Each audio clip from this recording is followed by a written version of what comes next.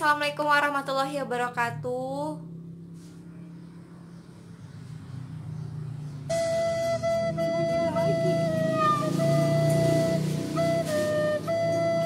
Hai, Assalamualaikum warahmatullahi wabarakatuh. A few moments later. Hai, Assalamualaikum warahmatullahi wabarakatuh. Balik lagi bersama aku, Yolanda Pratama Iski. Di video kali ini aku mau sharing ke teman-teman semua tentang aku kuliah di mana, aku suka duka jurusan aku itu gimana, kalau misalnya mau daftar jadi mahasiswa tata busana caranya gimana. Nah, nanti aku di video ini bakal jawabin pertanyaan teman-teman semuanya.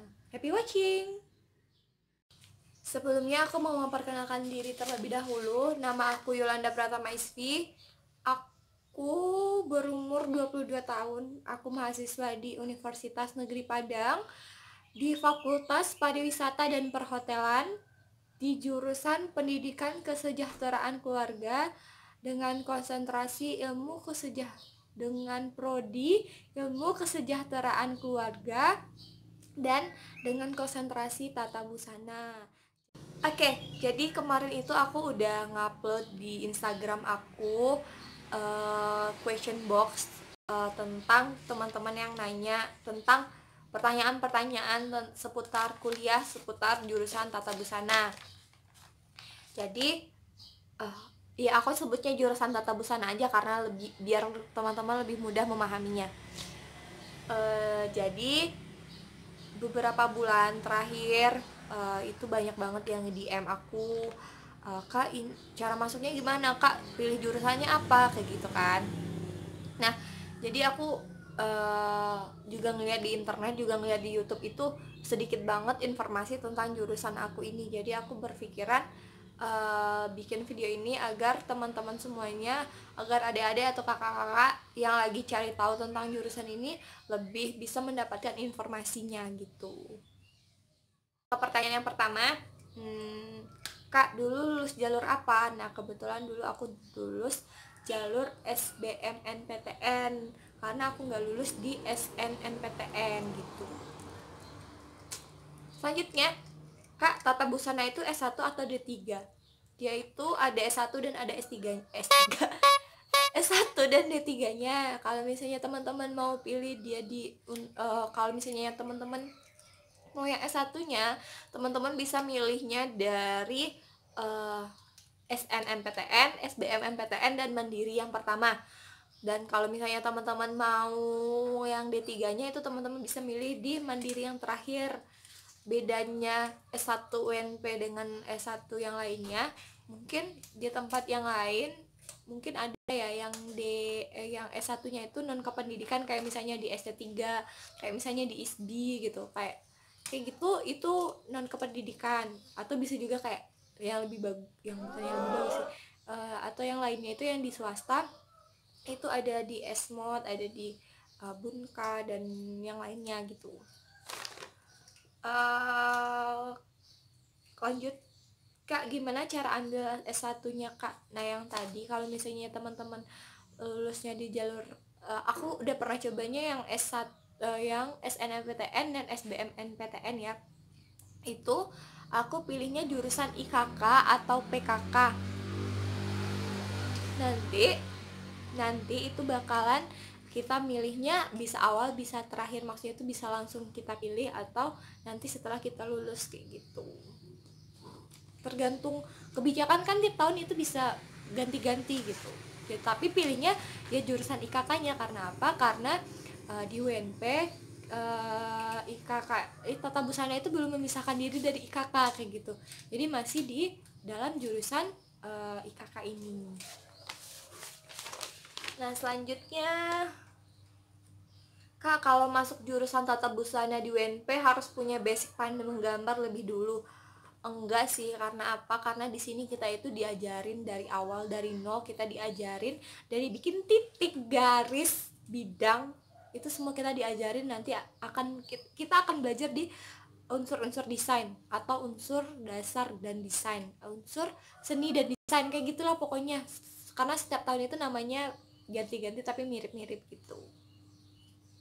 Selanjutnya, Ya, kakak ngambil S1 apa D3? Kebetulan aku itu S1, karena aku lulus di SBM yang tadi. Dan kalau menurut aku di S1 ini kita bisa dapetin 3 manfaat. Yang pertama kita bisa jadi pendidik, yang kedua kita bisa buka usaha, yang ketiga kita bisa ngelakuin dua hal ini beriringan. Jadi lebih bagus kita ngambil kependidikan ini, karena dulu aku berpikirnya aku nggak mau untuk jadi tenaga pendidikan, aku nggak mau jadi pendidik kayak gitu, aku nggak mau jadi guru, aku maunya itu non kependidikan gitu. Cuman karena beriringnya waktu aku bisa memahami bahwasanya kenapa tidak untuk dua, kenapa enggak kalau misalnya aku dapatkan lebih di sini gitu. Kak, kalau misalnya kita lulusan dari dari Tata Busana, kita bisa kerja apa aja. Nah, jadi di sini itu kita kan bisa kalau S1-nya kan disiapkan untuk untuk pendidik dan juga bisa untuk bisnis. Kalau misalnya tuh kita nanti juga bisa kerja di garment, kita juga bisa ntar kerjanya di rumah mode, kita bisa kerja di rumah apa ya namanya tuh, di konveksi kayak gitu, atau kita langsung apa sih namanya tuh, kita bisa langsung ngebuka usaha di bidang konveksi atau di rumah mode atau apa kayak gitu. Kita bisa langsung berkecimpung di dunia itu langsung. Jadi nggak ada kata pengangguran bagi jurusan ini gitu. Selanjut apa lagi ya kalau misalnya bisa kerja, nah fashion stylist, teman-teman juga akan bisa kerja nanti misalnya di stasiun TV itu kan, misalnya jadi wardrobe-nya gitu. Atau teman-teman ya kalau misalnya teman-teman kerjanya di garment gitu ya, teman-teman bukan yang untuk ngejahit, untuk itu pasti misalnya nanti teman-teman ditaruh di quality control atau di mana kayak gitu. Selanjutnya itu apa ya, fashion stylist, rumah mode, apalagi ya kak. UKT-nya berapa? Kebetulan UKT aku itu 3 juta. Itu lulus SBM. Karena apa? Karena di setiap jalur masuk itu beda-beda UKT-nya, dan juga tergantung penghasilan orang tua. Kalau misalnya di UNP itu yang paling tinggi itu 4,5 atau 4 juta, itu bagi yang masuknya mandiri. Kalau misalnya yang SBM itu hampir rata 3 paling tinggi untuk SBM, dan juga tergantung penghasilan orang tua gitu. Tapi menurut aku ini udah murah banget sih ketimbang univ lain kayak gitu. Karena apa? Mungkin karena masih disubsidi juga sedikit oleh pemerintah atau gimana, aku juga nggak paham gitu. Cuman aku pernah ngebandingin, jadi teman aku lulus di UNJ itu UKT-nya SBM 9 juta, sedangkan aku lulus di UNP itu 3 juta gitu. Tapi fasilitas dan cara belajar dan juga apa namanya itu mata pelajarannya sama kayak gitu. Cuman mungkin karena UNJ ini mungkin karena terletak di ibu kota gitu, jadi lebih mahal ketimbang UNP kayak gitu. Menurut aku sih kuliah fashion itu emang mahal gitu. Cuman bagi teman-teman ya mungkin UKT-nya yang sekarang 4 atau itu udah mahal sih sebenarnya gitu. Cuman dengan apa yang kita dapatkan itu kita nggak ngerasa itu sama sekali mahal kayak gitu. Kita ngerasa itu cukup murah untuk sebuah ilmu kayak gitu. Jadi teman-teman nggak usah ragu, nggak usah takut kalau misalnya UKT teman-teman nanti bakalan tinggi kayak gitu. Karena apa? UNP juga penyedia bidik misi, bidik misi terbanyak biasanya, penerima bidik misi terbanyak biasanya kayak gitu. Jadi teman aku itu ada yang daftar bidik misi itu, tapi dia nggak lulus dan akhirnya UKT-nya cuma 1 juta atau 500.000 satu semester gitu. Jadi kalau misalnya teman-teman mau masuk ke Tata Busana atau ke WNP tapi nggak mempunyai apa namanya, keuangan yang apa ya namanya, gimana sih caranya tuh, salah ngomong, ya misalnya tanggungannya banyak kayak gitu. Nah terus juga memungkinkan untuk dapat, nah teman-teman bisa nanti ngurusnya itu kalau misalnya teman-teman udah lulus. Jadi nanti itu akan ada pelamar bidding misi gitu-gitu deh pokoknya gitu. Lanjut ya. Selanjutnya, Kak, masuk ke fashion design itu harus bisa gak jahit gak sih? Enggak. Karena aku pertama masuk ke dunia fashion ini juga berpikiran kita nggak akan bakalan jahit, kita paling gambar terus cara stylish gimana kayak gitu, misalnya ini cocoknya pakai ini gini gitu aja aku berpikirnya. Terus juga ternyata beda banget gitu, kita emang diajarin dari nol untuk ngejahit. Aku aja pertama kali megang mesin jahit itu aku nggak bisa, apalagi mesin jahitnya waktu itu nggak yang pakai dinamo, jadi masih di apa namanya tuh diinjak pakai kaki. Aku nggak bisa terus kebolak-balik terus kan, terus disuruh ibu untuk disuruh dosen aku untuk belajar terus sampai akhirnya encok kaki ya pokoknya gitu, sakit deh. Dan aku nggak bisa masang benang sama sekali, ngejahit sama sekali, jahit aja nggak lurus kayak gitu. Cuman alhamdulillah seiringnya waktu kita bisa belajar dan teman-teman juga mau ngajarin, dosennya juga terbuka dan akhirnya kita bisa tuh. Nah selanjutnya, Kak, aku anak SMA, Kak, bisa aku daftar sama kayak jurusan kakak? Bisa, karena ini itu dibuka untuk semua jurusan, semua jurusan SMK sama SMA gitu kan. Sebenarnya kalau SMK itu kan dipersiapkan untuk menjadi tenaga pekerja atau ya kayak gitu, maksudnya tenaga pekerja, atau misalnya dia langsung bisa buka pekerjaan di rumah misalnya dengan jahit kayak gitu, jadi bisa.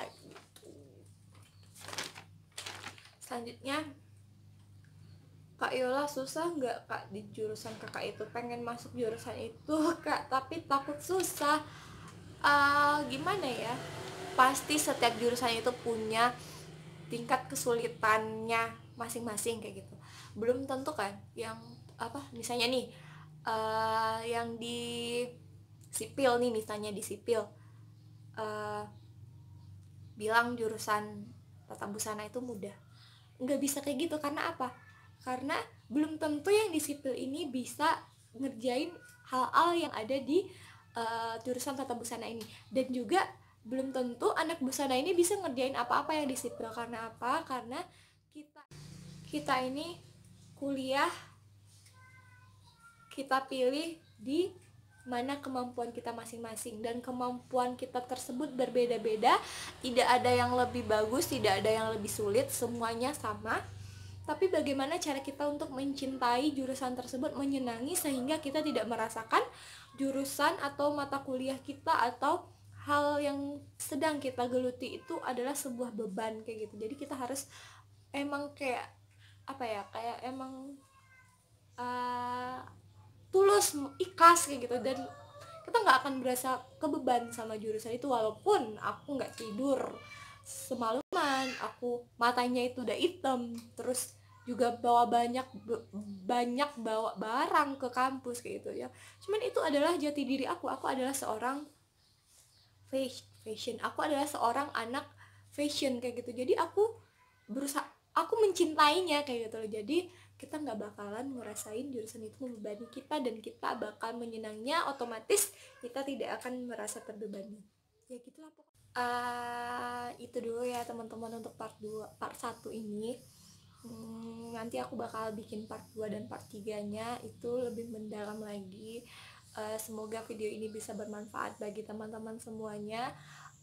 Maaf jika misalnya video ini masih banyak banget kekurangannya, dan mohon subscribe-nya agar aku bisa lebih semangat lagi untuk untuk membuat video-video yang bermanfaat bagi teman-teman, berbagi ilmu apa yang aku bisa. Dan terima kasih banyak. Wassalamualaikum warahmatullahi wabarakatuh.